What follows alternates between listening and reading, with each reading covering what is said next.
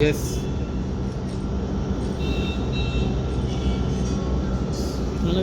Okay.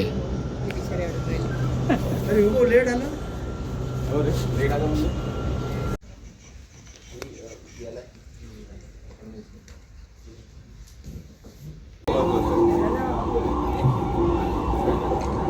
थांबा आपण थांब.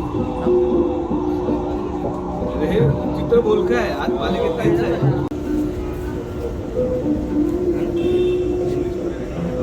एक आहे का? आम्ही ते मध्ये बघा आहे. आम्हाला थोडं मागे नाही, थोडं मागे नाही. दादा थोडं मागे आलो. हे मागे येणार आहे. एक मिनिट. हे असे डिजिटल फुटप्रिंट म्हणजे सगळ्या बातम्यांमध्ये चॅनलला बातम्यांमध्ये कारण साहेब काय शिंदेला आपण इकडे बघूया. मॅडम थोडंसं दादा थोडासा क्रॉस आहे ना म्हणजे सगळे दिसतील. हां ये लगे मी तोंडून देते.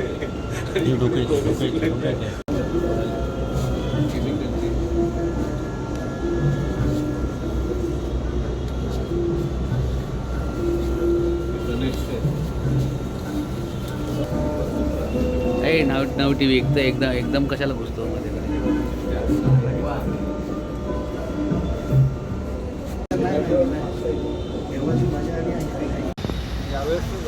सर आता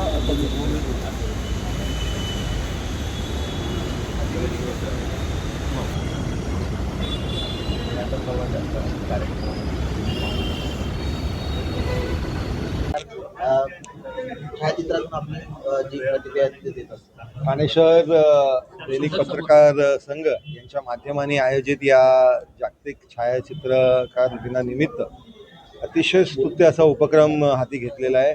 आणि जेवढे चित्र आहेत खरं तर सगळेच चित्र अतिशय बोलके आहेत. प्रत्येक चित्रामधनं एक संदेश जातो. प्रत्येक चित्रामधनं वस्तुस्थिती आपल्या समाजामध्ये काय आहे याच्यामध्येही मांडण्याचा प्रयत्न हे चित्रकारांनी केलेला आहे.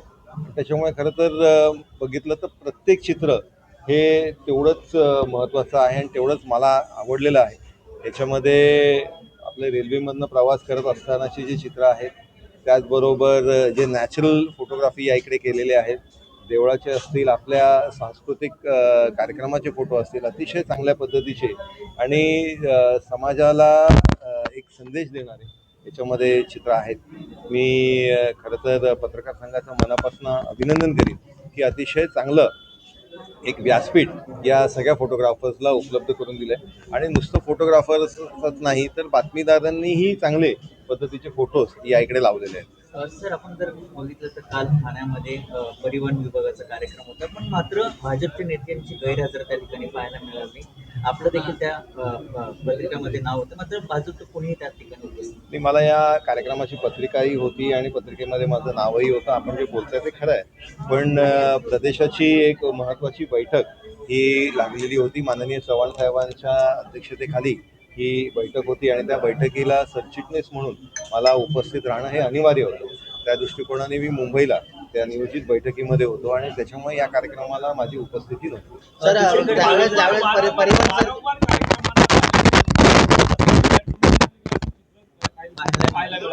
नाही, खरं तर वारंवार असं नाही आहे. कारण आपण ज्यावेळेस बोरिवली ट्रेन टनलचा विषय होता त्यावेळेस आम्ही सगळेच जण एकत्रित उपस्थित होतो.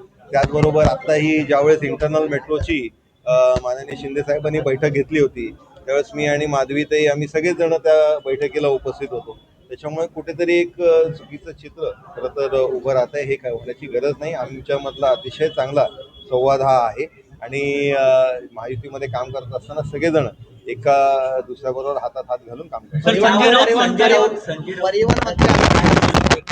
कार्यक्रम असतात त्या ठिकाणी भाजपचं कोणी नाही, माझं खरं म्हणणं आहे की त्यांना कदाचित तो एक फोबिया झाला आहे. त्यांना बघण्याचं जे बघायचं तेवढंच बघतात. किंवा आपण म्हणतो ना की बाबा जॉन्डिसचं पेशंट त्याला सगळंच पिवळं दिसतं, तसं त्यांना कदाचित ते दिसत असेल, पण असं काहीच नाही आहे. आमच्यामधले सगळेजण एक मतामध्ये आणि एक सुरात काम करतात. सर, त्यांचं म्हणणं आहे की दरी वाढत चालली आहे भाजप आणि शिंदे गटामध्ये आणि त्यामुळे त्यांना दरेगावात जावं लागतं शिंदेना. आमच्यामधली कुठलीही दरी नाही, आम्ही सगळे एकत्र आहोत. हम सब साथ हैं. सर, परिवहन मंत्री म्हणता असं देखील म्हणालेले आहेत, त्यांना विचारलं की मराठीच्या या कार्यक्रमाला भाजपचे नेते उपस्थित आहेत.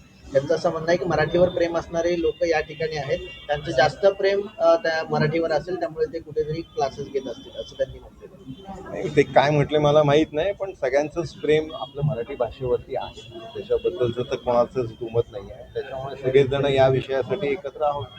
21 सर, ऑगस्ट गणेश नाईकांचा उद्या पुन्हा ठाण्यातील गडकरी रंगातून जनता दरबार मारवतो. नाही, नाईक साहेबांचा जनता दरबार हा सातत्याने होत असतो. लोकांचे प्रश्न सोडवण्याचं काम या जनता दरबारच्या माध्यमाने होत असतं आणि त्याच्यामुळे त्याच्यामध्ये काही वेगळं असं काहीच नाही. आता काही दिवसांपूर्वी नवी मुंबईला झालं, त्याच्यामुळे दर महिन्याला हा सातत्याने जनता दरबार हा होतच असतो. 21 ऑगस्टला केंद्रीय मंत्री विस्तार बसणार आहे, कसं बघते याकडे? नाही, याची मला काहीच कल्पना नाही. ओके.